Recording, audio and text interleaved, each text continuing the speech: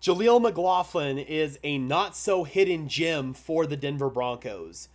In the second preseason game for the Denver Broncos against the San Francisco 49ers, it was showcased from Denver Broncos undrafted rookie running back Jaleel McLaughlin why he deserves to be RB3. The team gave him plenty of looks. He has definitely risen above Tony Jones on the depth chart, and due to an injury to Tyler Beatty, Jaleel got an opportunity in this game against the San Francisco 49ers, and he literally ran with it. So without further ado, guys, let's just jump right into the film here, because I think there is just a lot of positive things to take away from Jaleel McLaughlin in this game. This is one of my favorite plays of the entire night right here, just all across the board. So the Denver Broncos offensive line is going to be faking as if they're run blocking to the right here, and this play is designed for Jaleel to bounce back out to the left side and hopefully get a touchdown here. I just love this all the way around. So if we roll it, we're going to have Kendall Hinton come in motion right here pre-snap, and what he's going to do is he's going to come around and chop out and slice out this defensive back right here. Now, the other block that I want you guys to pay attention to here is Albert Okwuegbunam.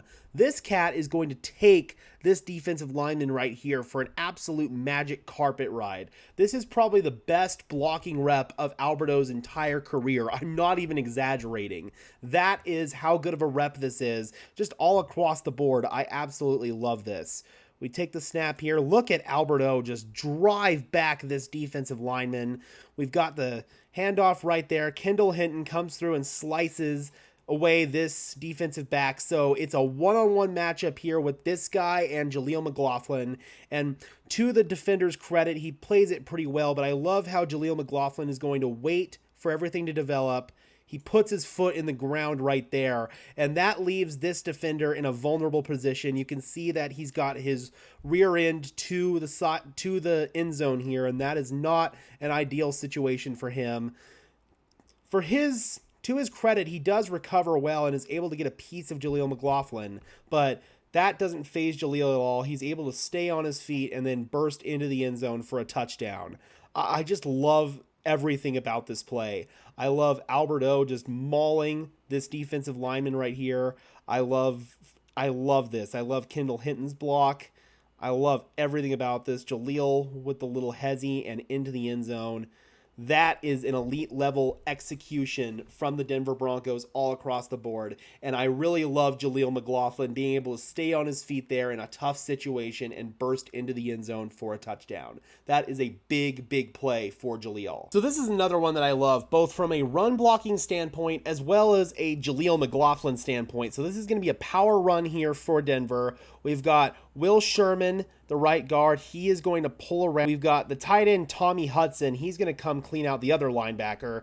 Then we've got Michael Burton going to come clean out this defensive lineman. We've got Luke Wattenberg here that I absolutely love. He's going to initially help out the left tackle with this D lineman, and then he's going to come up to the second level and clean out the last linebacker. This is just going to be a really, really great job from a run blocking perspective from the Denver Broncos. And if we go ahead and run it here, we've got Jaleel take the little hesitated handoff, and once again, I love his patience waiting for those blocks to develop. He puts his cleat in the ground and hits the hole, and then right here, he's eventually going to come to a point where he knows he's going to have to take some contact, so he just lowers his shoulder and fights for those extra yards, man. I love this. I just love this all the way around, man. The blocking is fantastic. You got Luke Wattenberg right here. We've got Nate Adkins, who's going to come over here and take out this defensive lineman. I always confuse Nate Adkins with Michael Burton because they look very similar out there. And Burton wore 45 when he was in Kansas City, but he's wearing 20 here in Denver. So it's kind of easy to see why you would confuse Nate Adkins and Michael Burton. But that's a great job there by Nate Adkins. And Will Sherman, he does what he has to do. Eventually he kind of gets beat, but Jaleel's able to hesitate through that and just hits that tiny little window, that tiny little crease right there, and most running backs wouldn't be able to shoot through that. That is a really great job, and he's so slippery and elusive, and then just lowers his shoulder for that extra yardage. He's a guy who never leaves a single yard on the field, and that's the kind of effort that's going to get you noticed by coaches like Sean Payton, and that is why Jaleel McLaughlin has made this team Broncos country. These are the runs that showcase why he's RB3. But it's not just as a rusher, guys. Jaleel McLaughlin can also make an impact as a receiver out of the backfield. So on this one, we've got 3 tight ends in the formation, so everyone's thinking run pretty much all the way here. But Denver's instead going to hit him with a little boot out here to the right, and Jaleel McLaughlin is just going to run a little flat route right here, and I absolutely love this all the way around. It's great play design. Get Ben DiNucci on the run. You can see right here, Jaleel McLaughlin is wide open. This guy's not going to be able to close in time with Jaleel McLaughlin's speed. DiNucci hits it right on time. And then what I absolutely love is right here, you can see there are 2 49ers defenders that are closing in, but Jaleel McLaughlin is not fazed by that. Hits him with that little freeze hezzy move. That's just sick. Love that all the way around, man. Zoop! Eat my dust. I'm scoring a touchdown.